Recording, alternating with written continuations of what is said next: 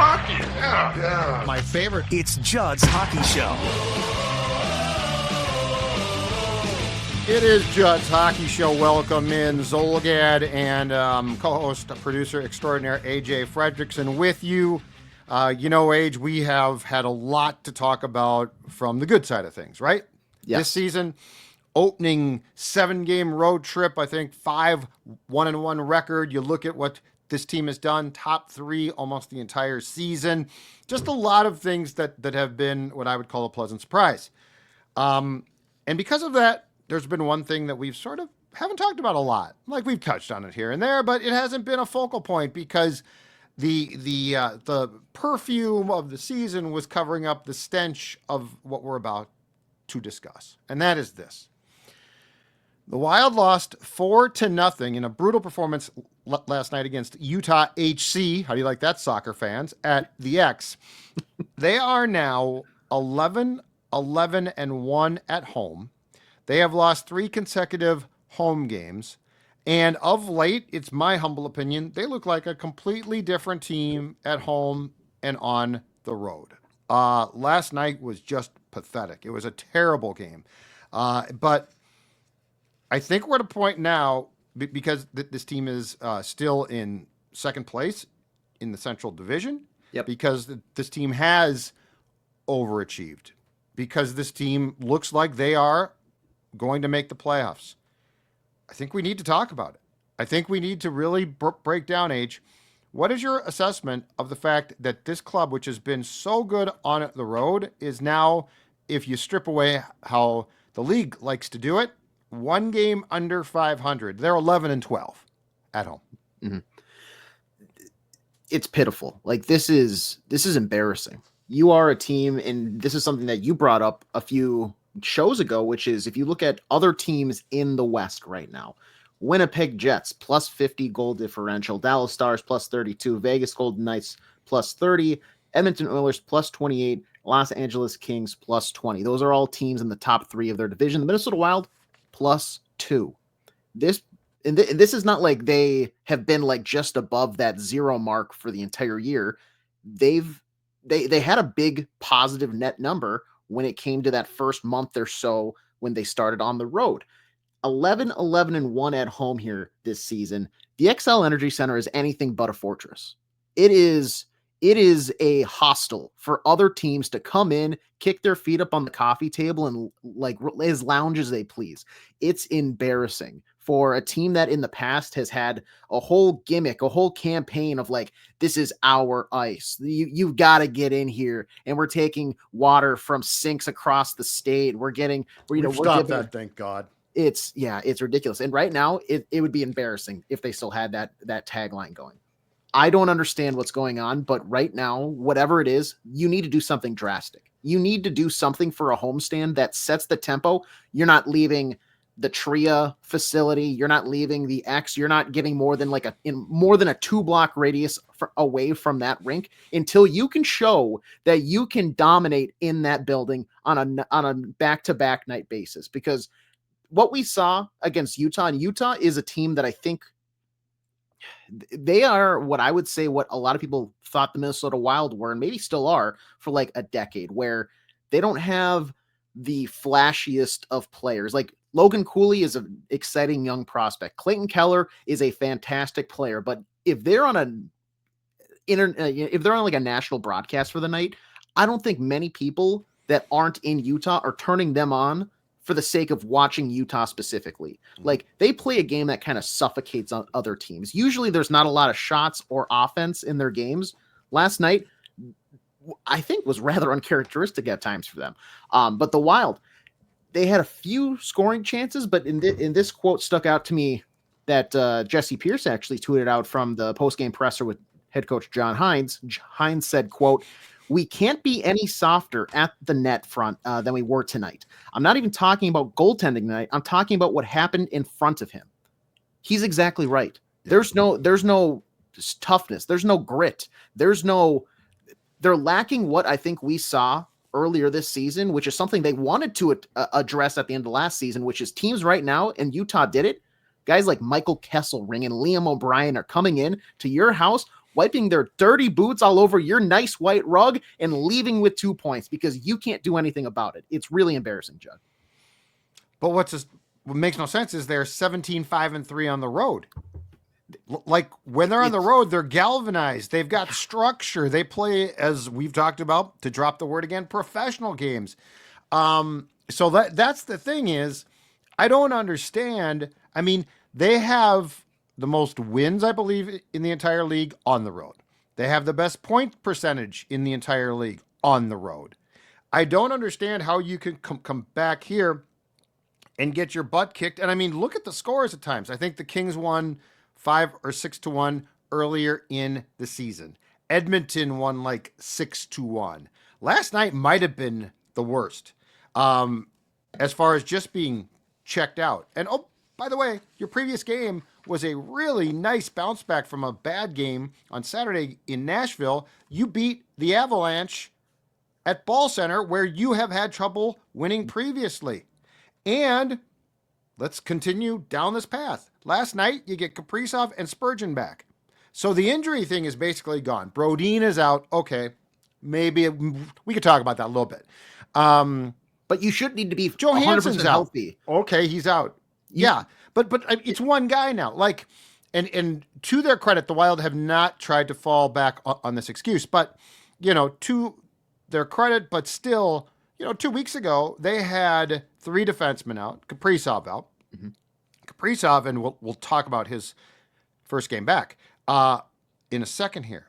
But last night was not about injuries. Last night was you come out and in the first period, you get outshot 15-5 and look totally disinterested. It wasn't a back-to-back. You hadn't played since Monday.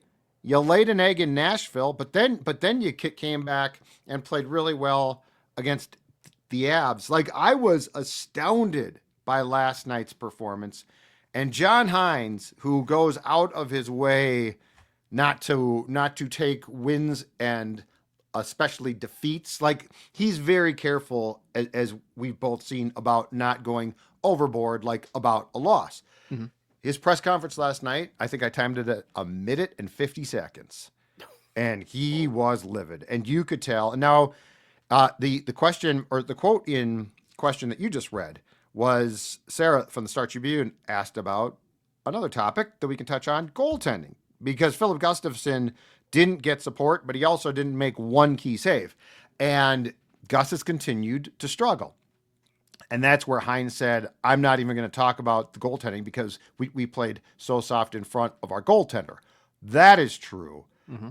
But there's a concern there as well. I mean, Filip Gustavsson, I don't know if you could pinpoint it to when he came back from the lower body injury exactly, but it feels like since he came back around that time, he has not looked the same. Like, this is not the guy that we saw in the first couple months who was near the top of the entire league in goals against and save percentage. There is a lot of things that last night, to me, you sort of look at and say, that ain't good. And when you come out and rightfully so, Age, they got booed off the ice at the end of the game and deserved it completely. But anyone that paid to go to that game last night should get a refund for that effort. I'm going to be curious because I fully expect, I don't know about you, but based on what we saw, especially going from the Nashville to Colorado game, I'm expecting there to be something happens between last night and Saturday at 6:00 where this team has a flame that's lit back under them, because that seems to be what happens. But if that's the case again, maybe they go out against the Flames, pun intended, and they light them up. Right. But I don't know about you, but I'm kind of getting sick of that. I'm getting sick of it being a coin toss of what team are we going to get? Are we going to get the team that looks professional and goes out there and plays their game and makes the other team kind of bend their will so that the Wild can go out and win a 4-2 affair that has their top 2 lines now, essentially, besides Marcus Johansson, healthy?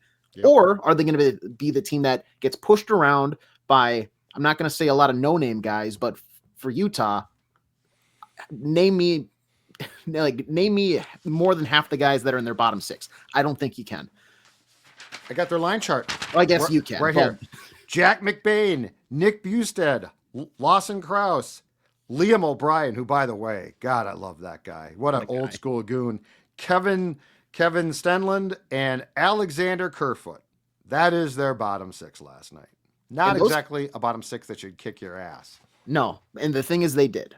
They were getting, when you look at the scoring chances created by Utah Hockey Club, and I there's not a way for me to show this to you here. They're all congested into one key spot, and that's right on top of the goaltender. They had one big chance from a one-timer, and this is a team that averages a lot of one-timers. They showed this on the broadcast last night.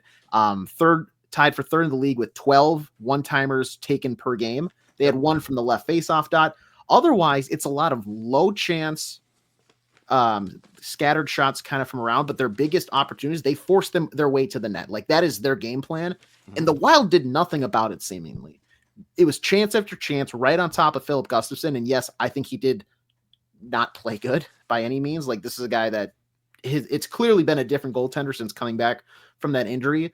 But I would like to say that he played bad because he played bad, not because also in part the defense in front of him was just so feeble, just getting pushed around.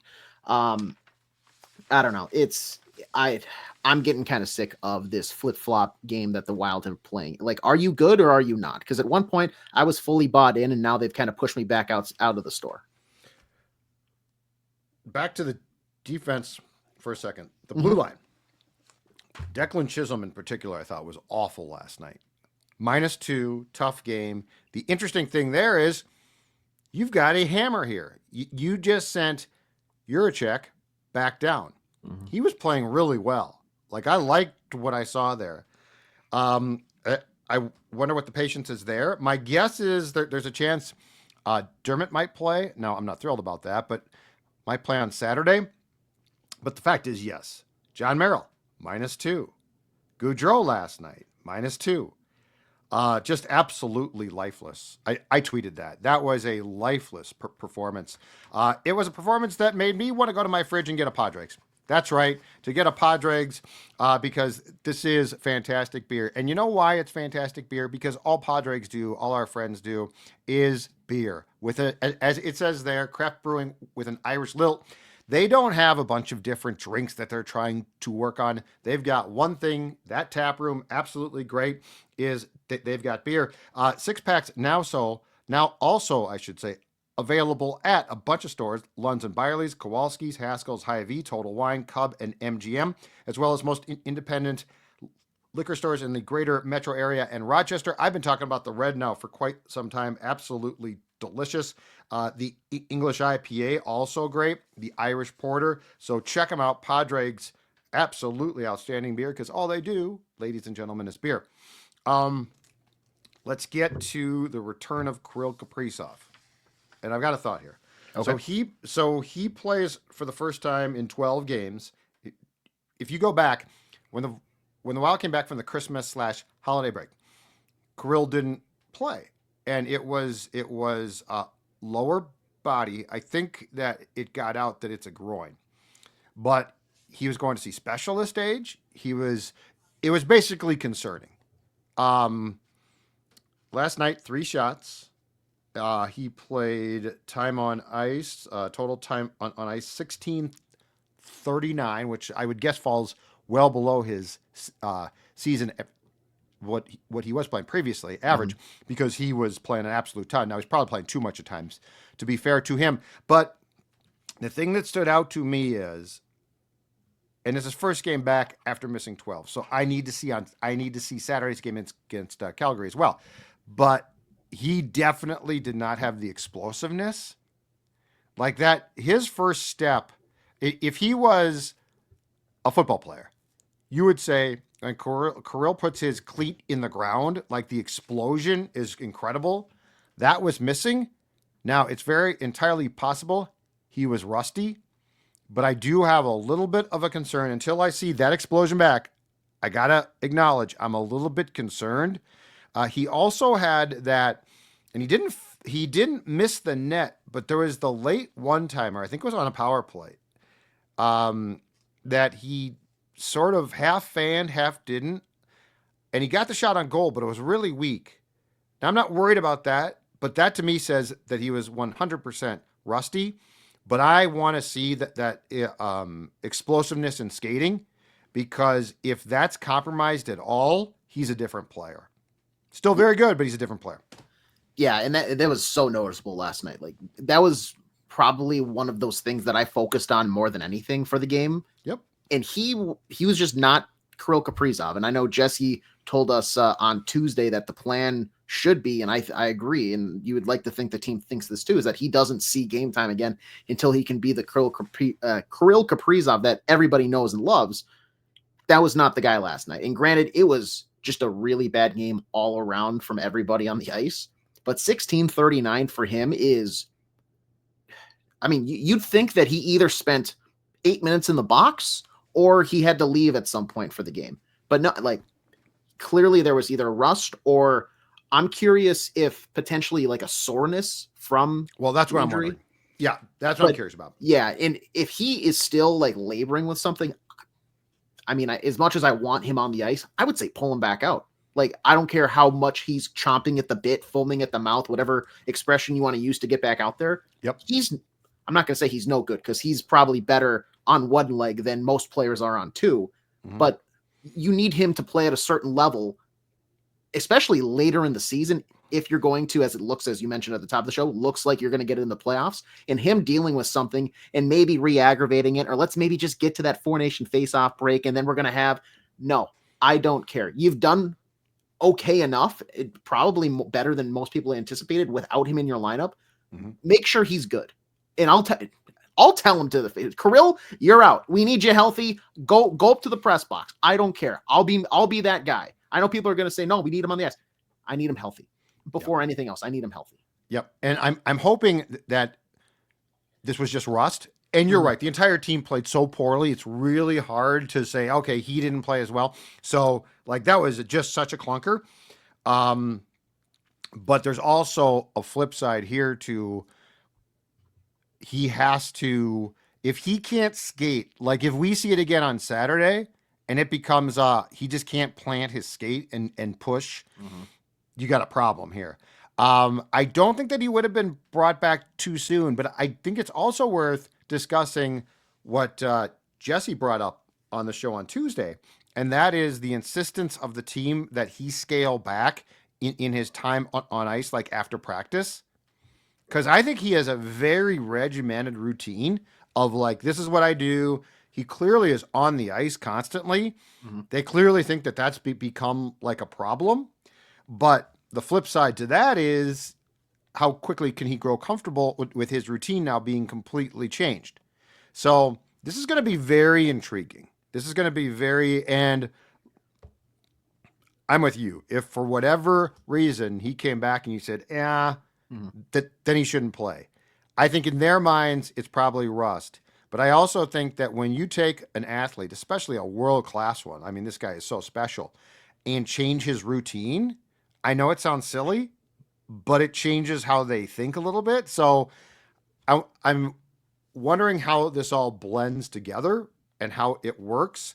I would like to see, if nothing else, on Saturday, I'd like to see the Wild play a really good game, because then you can judge lots of things.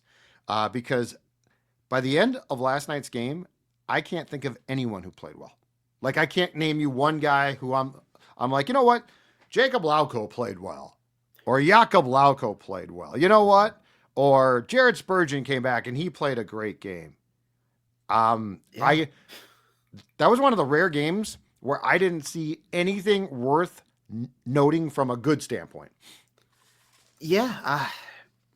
As much as I maybe like rag on him, like Ryan Hartman had a few moments, but also for the same point, I think he had enough moments that make up the other way on the bad side of things too. Including that penalty. That penalty was another Ryan Hartman special. What are you doing? Why are you putting your stick in there? He was trying to get the puck just outside the Utah blue line. What are you doing? Yeah. Otherwise, maybe Eck, he was okay on the faceoff dot at times. I don't know. Zuccarello had 7 shots. Well, I guess we can't Eck had 4 shots, but I don't put a lot of stock in that. Yeah, like a shot is a shot, but where did the shot come from? I'll They tell you did- this really yeah. quick. For 7 Sure. shots, Matt Zuccarello only generated 0.162 expected goals. On the other flip side of that, if you care about the underlying statistics, Kirill Kaprizov on 3 shots registered 0.606. So like, the shots, sweet. You put a shot on goal. The shots didn't really threaten anything whatsoever. Right. So they did to start the second period, because as we talked about, that first period was so bad, they did juggle the lines. So they started off with Kaprizov and Zuccarello, Rossi at center, and then Erikssonek with Hartman on his right, Boldy on his left. Starting with second period, they took Boldy and stuck him on the first line, and they put Kaprizov with Ek and Hartman. So, and I think that was Hines. I don't fault him. 15-5 shots, your team is just lifeless. I think that was just an attempt to juggle things. Didn't work out, but let's talk about goaltending next, because I think there's a Filip Gustavsson conversation here. Unfortunately, no matter how much John Hines tried to suppress that. And there's also a guy who's played well who didn't start, and that dovetails perfectly into the fact that I want to talk about my friends at PoppedCorn, the best locally popped fresh popcorn and fudge on the planet. And right now, Wild fans, they have limited edition Kirill Kaprizov and Marc-Andre Fleury 1-gallon popcorn tins right there. Marc-Andre Fleury, he should have started probably last night, and that popcorn tin is a thing of beauty. Enjoy your favorite popcorn products in these tins for only $26 and get refills on standard flavors for only $8. You can also win Wild sweet tickets to a game in March. Come into their store in Minnetonka and scan the QR code, or if you're outside the metro, go to their website, PoppedCorn.com/pages/MN-wild. That's POPPED corn.com/pages/MN-wild. Absolutely a great place to get snacks and just great. Popcorn has your favorite sports teams tins, as well as over 80 flavors by the bag. The custom Kaprizov and Fleury tins are only around while supplies last. Again, that's PoppedCorn.com, or give them a call, 952-452-8808. So Marc-Andre Fleury has played well of late. Yes. He lost the game in Nashville, but he actually played okay. He played really well against the Abs a week ago Saturday. So before that, he stood on his head against the Sharks. Certainly a compelling case to be made that with, I believe, 4 days off between games, he should have started last night, and then you bring Gustafsson back on Saturday against Calgary. They didn't, and my theory is, Age, that they wanted to have Gustafsson play because he had been in a slump. He then got sick, and I think that they thought, hey, home for a game against Utah on a Thursday night. They're not that good. This will be a perfect place for Gus to get some confidence. One, I guess it didn't work out. It backfired because Gus didn't play well. The team didn't play well. But furthermore, here's what's really intriguing. Filip Gustavsson right now, AJ, is on course to be the goaltender for Team Sweden in the 4 nations, because Markstrom is hurt now. Yes. And then the other goaltender also is out. And the last thing I want him to do is go to this tournament with elite players and sieve out. But I have some fear that is exactly what is going to happen. Oh my God. Just your thoughts here. I didn't even think about that. He's going to leave for 2 weeks and go get lit up by Crosby and McDavid and Matthews and all these guys. Oh gosh. That's my concern, AJ. Oh no. Yeah.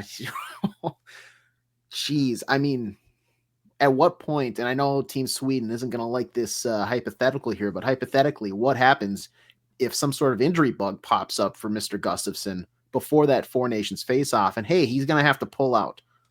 I know they're not going to be they're not going to be thrilled about that, but for the Wild, Bill Guerin, John Hines, they're probably thinking, what best case scenario is he goes over, Sweden steamrolls, and he looks fantastic. He gets some confidence back. He gets back in his game.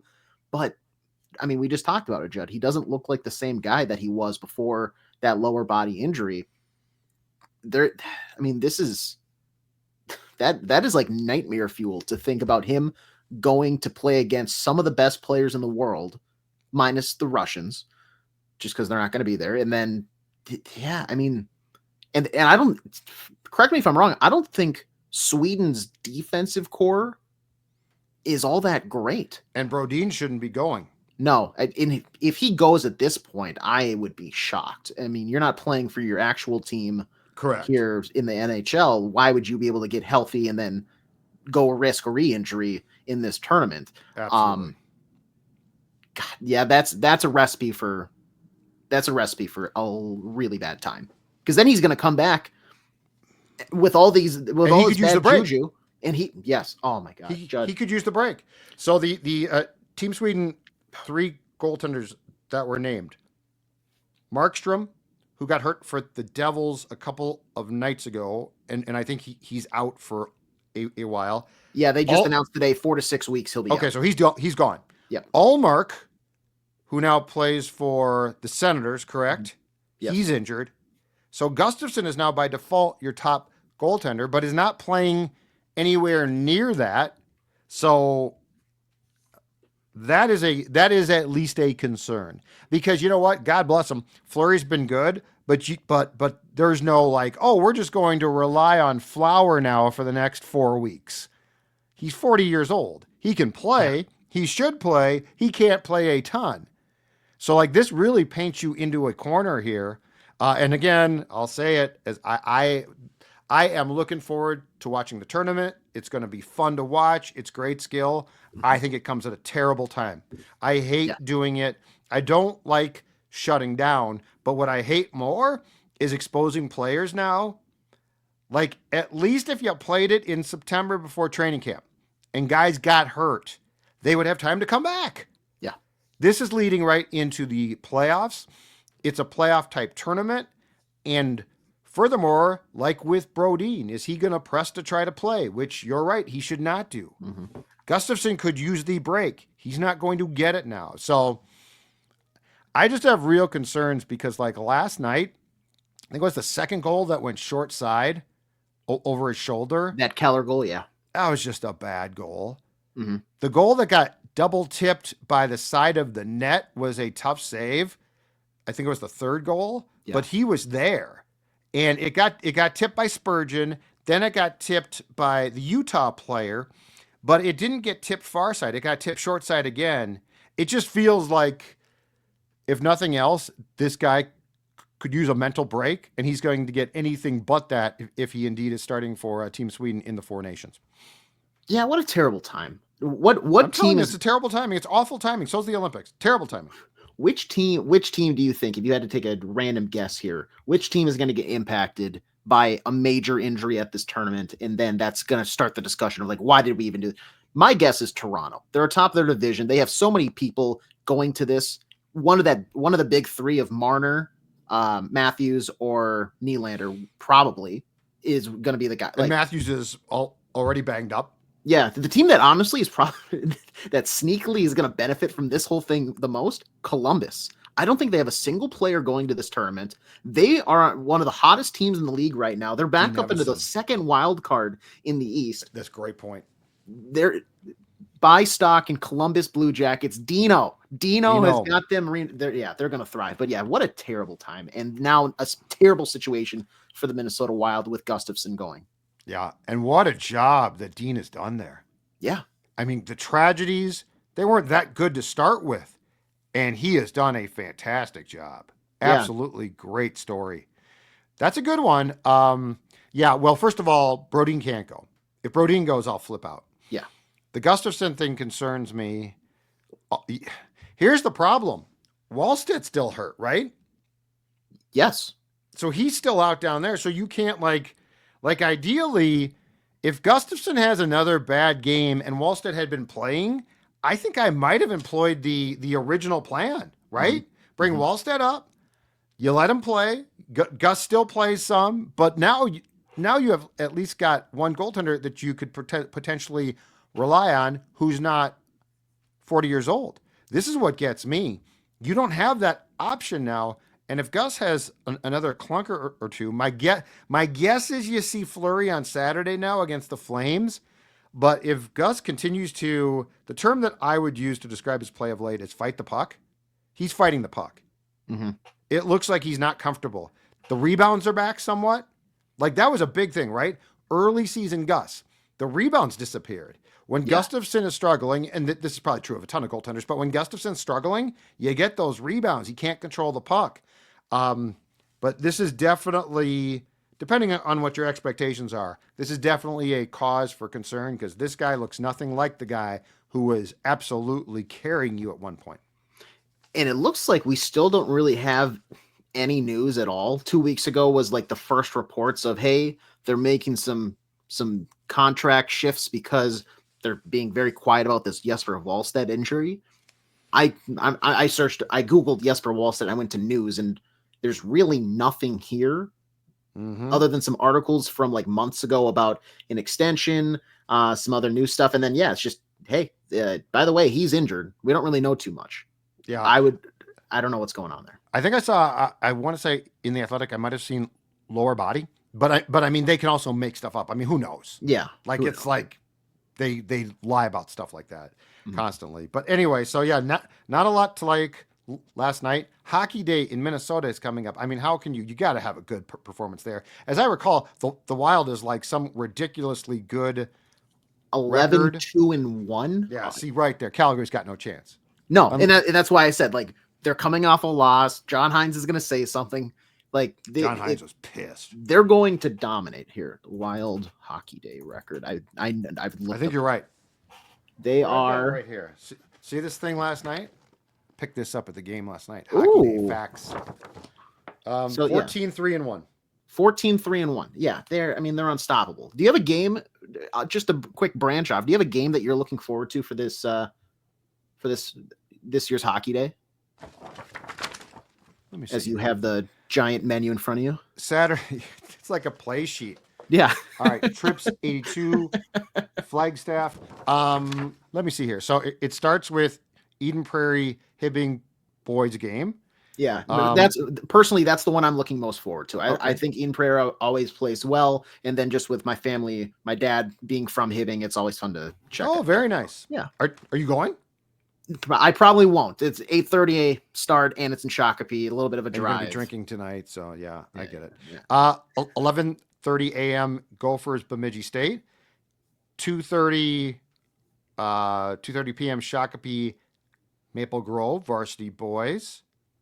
Wait, there's no. Oh, okay. So the Gophers game is the women's game. There's two varsity boys around that one.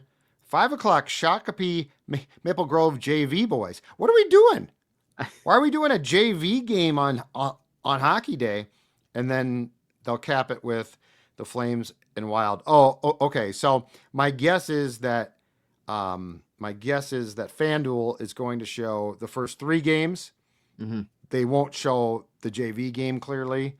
I don't think so. I think there was I think they've altered it, and I think I know why, AJ. Last year, the last game of the day for the high schools went, or college, I forget which one, played outdoors, went long, and LaPanta like barely got there in time for face-off for the Wild game. Because he goes out to... He goes and does play-by-play and stuff. God, so he barely got there. It might have been LaPanta and Walls both, and they barely got there in time. So I think we've built in a cushion now, more of a cushion between the end of the outdoor games and the beginning of the Wild game. The really nice thing is the 6 o'clock start. Yes. I like the 6 o'clock as an old guy. No 8 o'clock starts. Don't like those. I really like the 6 o'clock start. Yeah. My biggest question, and I'm sure the explanation here is because it precedes the game that Shakopee, the host city, plays in. Sure. Why are the opening ceremonies at 2:15 when you have the Gophers Bemidji women's game at 11:30 and the Eden Prairie Hibbing game at 8:30? Wouldn't opening ceremonies happen to open the event? Or maybe I just... You probably want to call them something different then. Yeah, just Hockey Day celebration ceremony, something like that. Yeah, Exactly right. Okay, last thing too. Yeah. Last night was 2000s night at the X, okay? Yeah. We're not far enough away to do a 2000s night. 70s night, awesome. 80s night, awesome. 90s night. 2000s? And they made the scoreboard graphic look like it was from like, I don't know. It's from like what in the 1980s we thought a graphic would look like in 2000. Okay. There's not a big enough difference. Like the video boards have improved, but the graphics in 2000 to the aughts, it's not like they were crude. Like they weren't like ridiculous looking. And the music, 2000s, it's okay. It's not that great. The 90s kicks its ass. Like do a 90s night. Do 2 of those. And then the dress, people didn't, yeah, there was some differences. But I feel like we're really forcing it. 2000 to 2009, there's just not that much to go on yet. So let's give that a rest, okay? No more Star Wars nights. And if we're going to do throwback to a decade night, let's right now stop at the 90s and call it good. The last game I was at in person was the Oilers on the 15th. My one with some family members, and that was unbeknownst to me, that was country music night. Oh. I don't know if you know this about me, and I'm sure people are going to change their opinion and perspective about me now. I despise country music. I'm not a country music fan. Sure, there are some songs that I can tolerate, but for the most part, if it's on the radio, I'm turning it off almost immediately.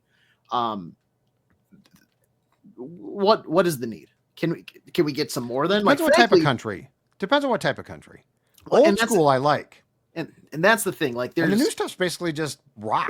It's pop music. It's pop music. Yeah. That new stuff ain't country. Like no. It's disguised. It's dressed up as country, but it's not country. Yeah. But my biggest gripe is there was 10-gallon hats in front of me. I had to duck around to see the game. That's trying to watch the best player in the world. That's super annoying. And no, you got your bolo. He got so mad he became a cheap shotter. Connor McDavid, cheap shot artist at that point. Because the Wild forced him to listen to country music for 3 periods. And by the way, we don't need nights. Like we don't constantly need nights. You're not a minor league baseball team. You don't have to do promotions. It's like I understand. Night. Yeah. A couple here and there. Is there a game around Halloween? Sure. Encourage people to dress up. Is there a game around New Year's? Yeah, for sure. But I'm saying you don't need like this constant flow. Like if somebody in your marketing department says 2000s night, you'd be like, no, we're not going to do that. Yeah. We're not going to do no. We're going to celebrate. And here's the worst part. So they do this. Okay. What's the one, if you're the Wild, what's the one thing, if you're going to celebrate which is your birth in 2000 as a franchise that played, don't you bring back like Marian Gaborik? You'd think they did nothing to do with their. No, what we're going to do, Judd, we're going to bring in Minnesota Wild legend Meredith from The Office, Kate Flannery in the building. And that's the other thing. The Office is not that old. I like this is the thing. It's not like here is Henry Winkler, Arthur Fonzarelli. Yeah, it's somebody from The Office, which by the way, my wife watches constantly still. It's on all the time. But like, why not bring your team back? And then last rant too. 2 nights ago. Also, The Office was on air from 2005 to 2013. Yeah. So again, done. If it started in like 01, I get it. Like, come on. Whatever. Then the last thing. Yes. 2 or 3 nights ago, the New Jersey Devils, God bless them, inducted former coach and former Wild coach Jacques Lemaire into their Ring of Honor. Genius. Marketing department. Create a Wild, and I'm not saying that you got to go nuts and put a ton of guys in, but this is where Koivu should be. Quite frankly, I think Jacques, first coach, got him to a conference final. You ain't been back there since. Gaborik deserves to be in your Ring of Honor, I think. He's your first star player. Yeah, I agree. And like there are a few former players for sure, and executives or coaches that deserve that, right? Mm-hmm. It's perfect. It's absolutely perfect. In fact, let's put the fans, your beloved fans, in the ring and bring down that number 1 from the rafters so a goaltender can wear it. Yeah, that's disgusting. Those are all my grievances. Those are all my grievances. Yeah, why isn't there a Ring of Honor or like the Forest of Honor if you want to be the Wild and mix it in stop there? with that. The Pond of Honor. Don't say that. Don't say that. The Rink of Honor. The Rink of Honor. Not the Ring of Honor. The Rink of Honor. Oh my God.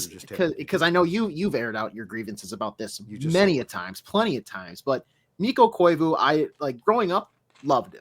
Yeah. I like that was the captain of the Minnesota Wild. But the bar that you've set now for numbers retired by the year 2070, the Wild are going to have 0 numbers left other than like 67, 71, and maybe 59. Like, we're going to be retiring numbers left and right if that is the case. Because, you also retired the heritage number, or one of them, in the entire league. Number 9 goes to your greatest player. Like, number 9, I equate that number in hockey with 3 in baseball, right? Killebrew, Babe Ruth. Like 3 is like a number that's huge, of huge significance. Number 9, you now took it out of rotation for a guy who played with you for a long time, accumulated counting stats because of that, and was pretty damn good in the faceoff circle. Mm-hmm. He wore Gordie Howe's number, like number 9. Mm-hmm. So you're telling me that you cannot give number 9 out now. And he belongs in a Ring of Honor, or the. I actually sort of like that, the Rink of Honor. Thank you. That is catchy. And give AJ credit. You're welcome, Minnesota Wild PR. I know you're watching. Give AJ credit for that. I mean, also, speaking of that, how many goalies do you think have? And I'm sure it's been a small chance, but there's probably been at least one time where they were looking to trade for somebody or trying to sign somebody, even a backup. And that's where it's like number 1. You're like, well, that's my number. Yep. You have it retired for who? Sorry, I don't know that player. Who is the fans? Is he French? Oh, you mean your audience? You mean the people of Minnesota? Oh, that's an interesting choice, and you're sticking by that. Gotcha. All right. That's it for us. The grievance is done. Don't forget PoppedCorn. Look at that flurry tin, huh? This man stops all the pucks. Make sure to pick up your PoppedCorn. Appreciate them and Padre's sponsorship of our shows. We will talk to you soon.